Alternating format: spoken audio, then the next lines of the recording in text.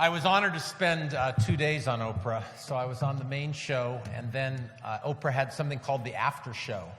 And there were 6 times in the history of the Oprah Winfrey Show when the after show became another national broadcast, and we were one of those 6, debating domestic violence and what to do about domestic violence in America on the show. And after the show, Oprah came into the green room and she said, "I just changed the rest of your life." And I laughed.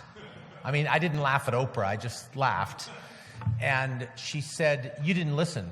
I just changed the rest of your life." And I kind of laughed again because I thought, I'm married, I have 3 children, I'm the elected prosecutor in San Diego. I mean, Chicago in January is a terrible place to go. I've never been back to Chicago in January. So I didn't think she'd change my life.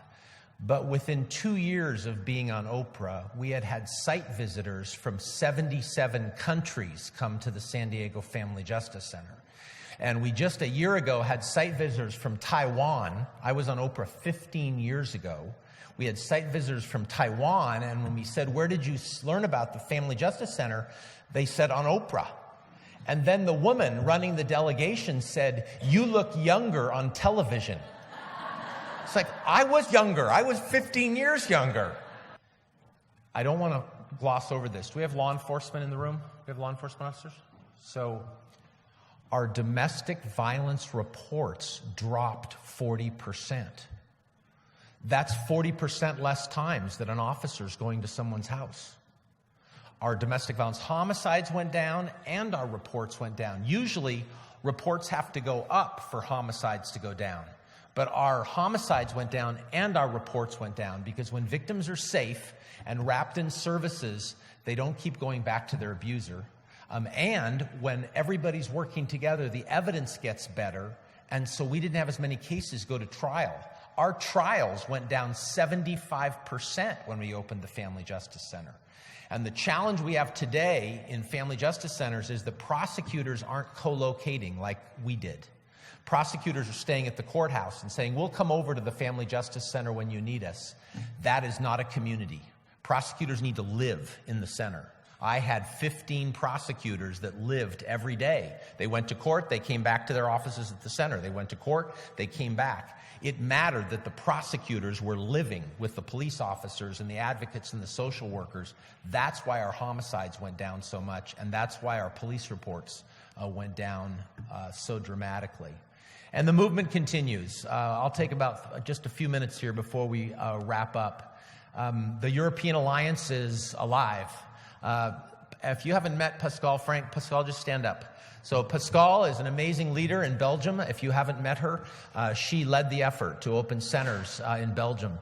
And she proved that the model could work. How many centers do you have in Belgium now?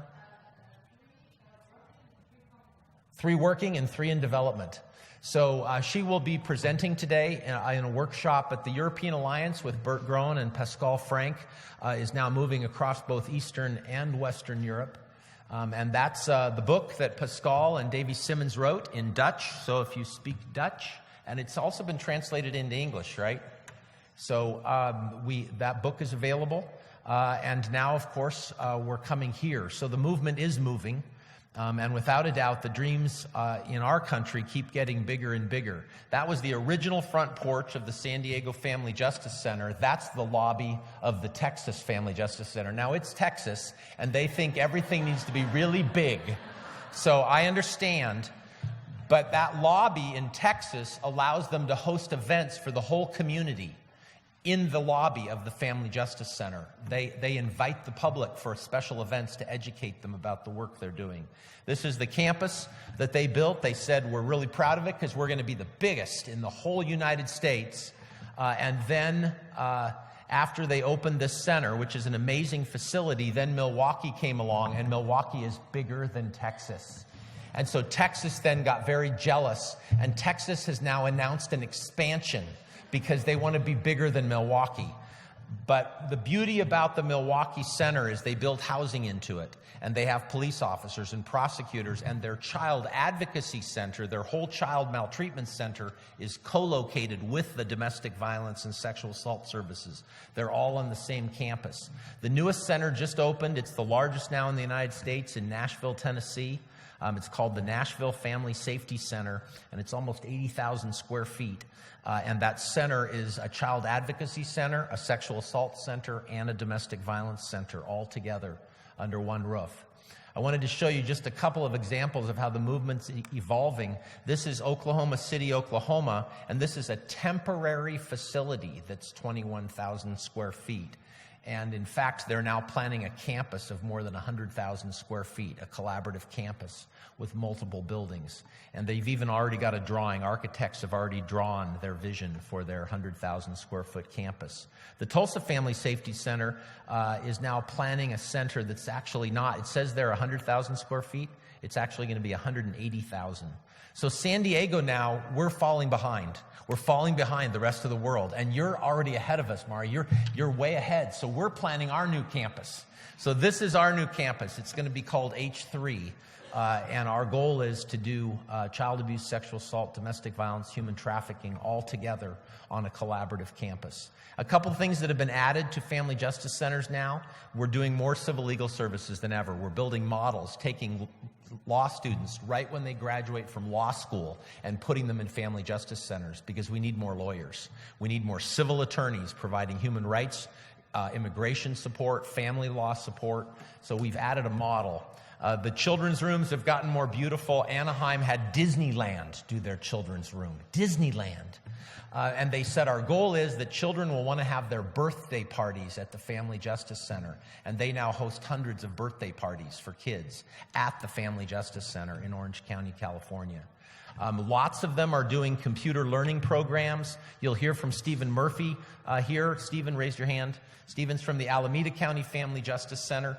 They have a program in their learning, that started with computer learning, where they are now teaching women how to code on computers. And when they graduate from the coding program, they get a job for $30 an hour. Survivors get hired for $30 an hour.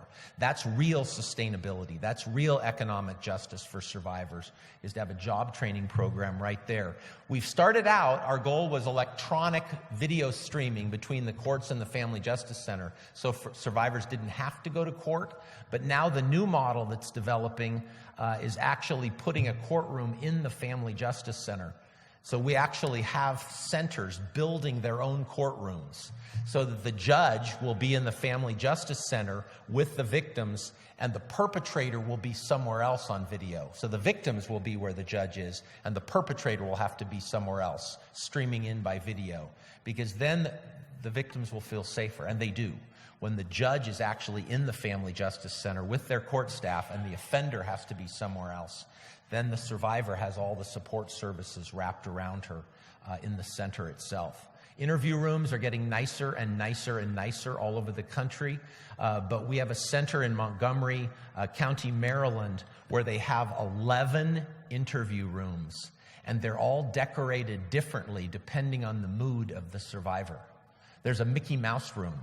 There's a Flintstones room. There's a jungle room. The survivors get to pick, based on how they're feeling that day, what room they want to be interviewed in, because it should be their choice, the kind of rooms. We're not building offices in our centers anymore. They're all open space, shared collaborative workspaces where you can see each other and walk over and talk to each other. Because if you build a bunch of offices, people will silo in their offices, and then they won't work together and they won't interact together. Lots of them are building big conference rooms. We have conference rooms this size in family justice centers all over the United States now because we want the whole community to come and use that facility for trainings and for meetings. We have Dress for Success partnerships. You're down this road. We love your Dress for Success store. We're partnered with Dress for Success all over the world now. So the Dress for Success comes in and becomes a partner in our family justice centers. And I still think that Malmo, Sweden wins. They put Viking appliances in their client kitchen. Viking appliances in their client kitchen. Because they said survivors deserve the best. So we're not going to put lousy appliances. We're going to put the... I can't afford Viking appliances in my house. And they have them in their center. I love that piece. That says that survivors deserve the best. And then the research is now coming out. And without a doubt, the research is very clear. Family justice centers are an evidence-based practice. Dr. Hellman will be presenting today some of his research on family justice centers. We can now prove that if you all work together in a collaborative, hope goes up in the life of survivors. And when hope goes up, well-being goes up. It's very interesting. Resiliency can go up, but hope doesn't go up. But if hope goes up, resiliency always goes up.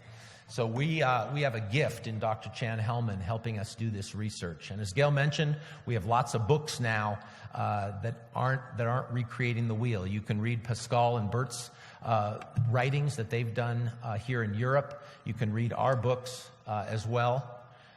And we have so much now to argue for the goal that we've after. First you get open, then you figure out how to keep growing and evolving and expanding. I did just want to show, and I'll close with this before we take our morning break. This is Bridgeport, Connecticut. This is their vision board.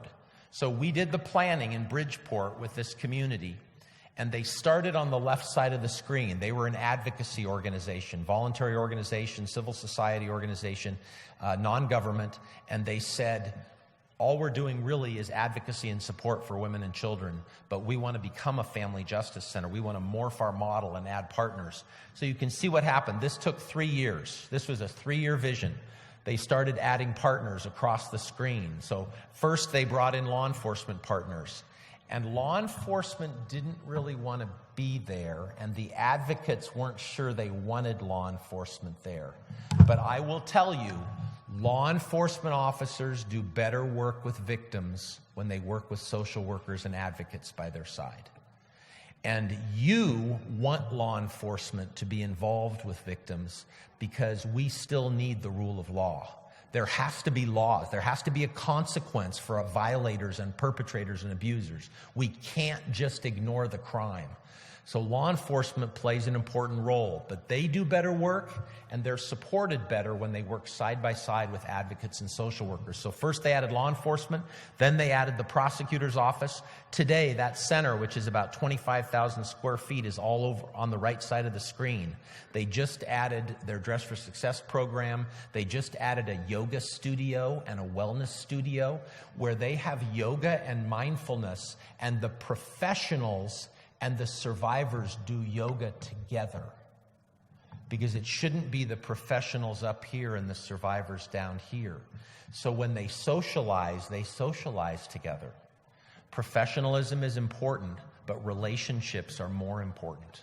Relationships are where survivors find hope. So that's the dream. So we just want to say, as we go through these 2 days, dream big. Start small, dream big. But we look forward to learning from you. I will tell you, I was so inspired, Mari, by what I saw yesterday. So inspired. You have a vision. And I went and looked at the building across the street from Bishopsgate Hotel that you're dreaming about. You have an amazing vision, because I can't see anything. That building needs a lot of work. You have greater vision than I have. We took pictures and everything. So I will look forward to coming back, because I do believe that vision, that location can become a beacon of hope for survivors in this community, in one of the most fascinating cities I've ever been in all of Europe. So it's an honor to be with you all. Thank you for the work you all do, and we look forward to this time together. Blessings on all of you.